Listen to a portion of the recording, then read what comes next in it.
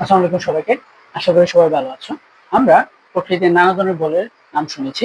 আজকে আমরা কথা বলবো মৌলিক বল সম্পর্কে। তাহলে মৌলিক বল কোনগুলো? মৌলিক বল হচ্ছে প্রকৃতিতে প্রাপ্ত অকৃত্রিম এবং যে বলগুলো অন্য কোনো বল থেকে সৃষ্টি হয় না, সেই বলগুলো হচ্ছে মৌলিক বল। তো মৌলিক বল মূলত চার প্রকার: যে মহাকর্ষ বল, তড়িৎচুম্বকীয় বল, সবল নিউক্লিয় বল এবং দুর্বল নিউক্লিয় বল। প্রথমে যদি আমরা মহাকর্ষ বল সম্পর্কে দেখি, মহাকর্ষ বল কাকে বলে? মহাবিশ্বে যে কোনো দুটি বস্তুর মধ্যে যে আকর্ষণ বল, সেটাকে আমরা মহাকর্ষ বল বলি। তাহলে মহাবিশ্বের যে কোনো দুটি বস্তুর মধ্যে যে আকর্ষণ বল ক্রিয়া করে সেটা হচ্ছে মহাকর্ষ বল। এটা আমরা নির্ণয় করতে পারি F=G m1m2/d² দিয়ে।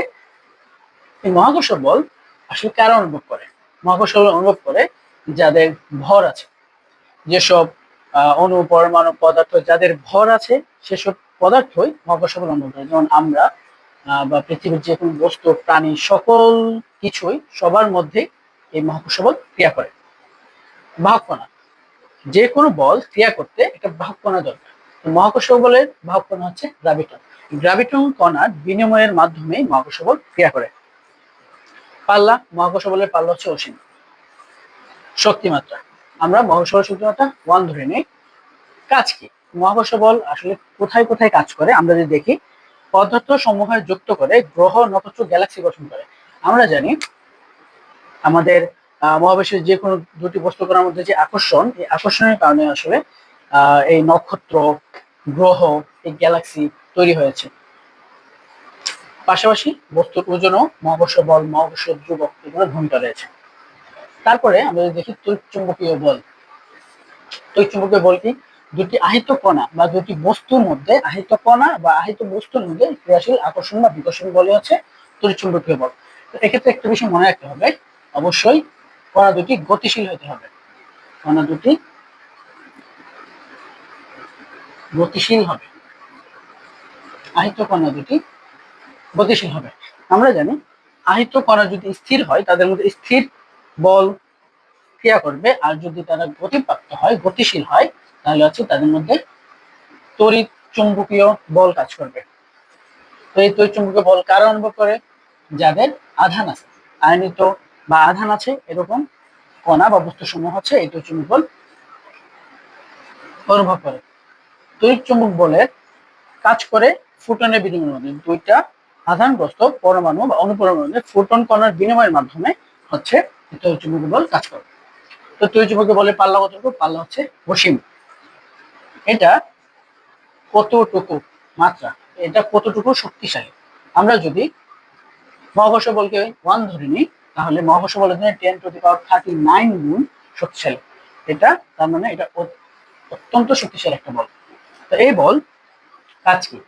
মূলত পরমাণু অনুগঠন করে, পরমাণু এবং অনুগঠন করে, অণু পরমাণুকে একত্রে একত্রে রাখতে সাহায্য করে। তো এর ফলে কি কি হয়, এর ভূমিকা কি? আমরা জানি কোনো একটা পরমাণুর চারপাশে পরমাণুর কেন্দ্রে যে নিউক্লিয়াসের প্রোটন রয়েছে এবং প্রোটন রয়েছে, নিউট্রন রয়েছে। ওই প্রোটনের চারপাশে তাকে কেন্দ্র করে ইলেকট্রন সমূহ ঘুরে। এই এই যে গঠনটা, ইলেকট্রন এবং প্রোটনের মধ্যে আকর্ষণ, এই আকর্ষণের কারণে মূলত অনুগঠন হয়। অনুগঠন হয় বা একটা আণবিক গঠন হয়, রাসায়নিক গঠন হয়।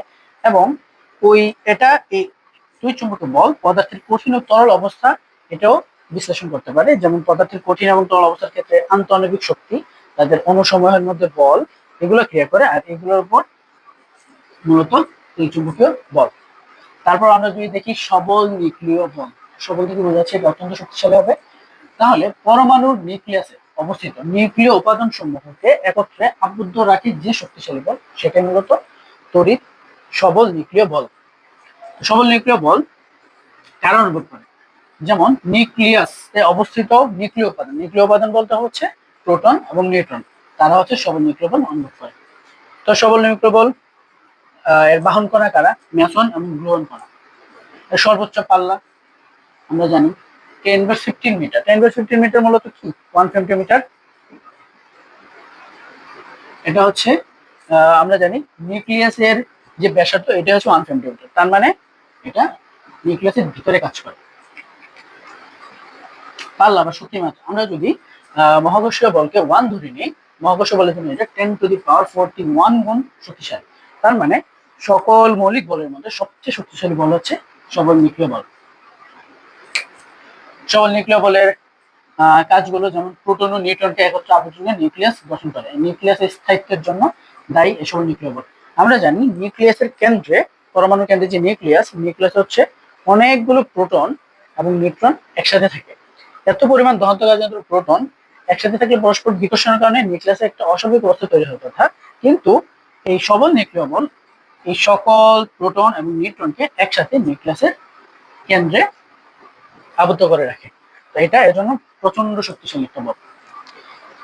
তো এটার ভূমিকা হচ্ছে নিউক্লিয়াস গঠন করে। দুর্বল নিউক্লিয় বল। আচ্ছা, যে স্বল্প মাত্রা ও স্বল্প মানের বল নিউক্লিয়াসের মৌলিক কণাসমূহের মধ্যে ক্রিয়া করে এবং নিউক্লিয়াসের অস্থিতিশীলতার উদ্ভব করে। আমরা দেখি এই কণাগুলো, বাহন কণাগুলো হচ্ছে ল্যাপটন কণা। নিউক্লিয়াস একটা পরমাণুর মধ্যে যে ল্যাপটন কণাসমূহ সেগুলো মূলত এর বাহন করে। ল্যাপটন কণা মূলত কি ইলেকট্রন, পজিট্রন, নিউট্রন এই টাইপের কিছু কণা আছে যাদেরকে আমরা একসাথে ল্যাপটন কণা বলতে পারি। তো এর যে বাহক কণা হচ্ছে বোসন। বোসন কণার বিনিময়ের কারণে হচ্ছে আমাদের এই দুর্বল নিউক্লিয় বল কাজ করে। আর এর হচ্ছে অনুভব করে হচ্ছে ল্যাপটন কণা, এবং এর বাহক কণা হচ্ছে বোসন কণা। এর পাল্লা কতটুকু? সর্বোচ্চ 10⁻16 মিটার পর্যন্ত এর পাল্লায়, এতটুকু স্বল্প দূরত্বে সে কাজ করে। আর আমরা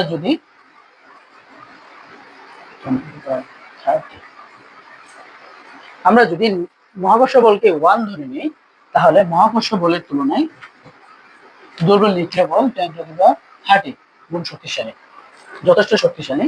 দুর্বল নিউক্লিয় বল সবল নিউক্লিয় বল বা চুম্বকীয় বল থেকে তুলনামূলক দুর্বল বলে এর নাম দুর্বল নিউক্লিয় বল। এর কাজ কি মূলত?